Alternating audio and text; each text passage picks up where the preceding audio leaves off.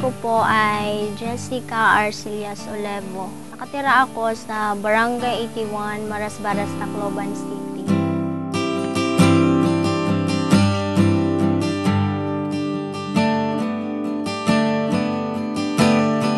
Ang trabaho po ng mama ko ay nagpipintor po sila.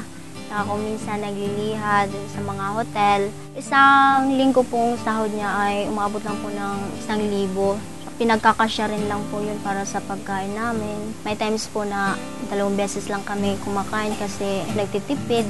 Yung papa ko naman, nagpe-pedicab na lang po siya ngayon. Saka hindi po sarili namin, nagba-boundary lang po siya. Si Jessica, siya talaga ang pinakamamahal ko sa buhay. Mabuti siyang bata, masipag mag-aral. Gagawin ko po ang lahat, makatulong sa kanya. Sinabihan ako ng ina kung pwede raw si Jessica sa amin. Parang kasambahay dito. Kasama ko. Parang pamangkin ko na rin. Kasi bata pa eh.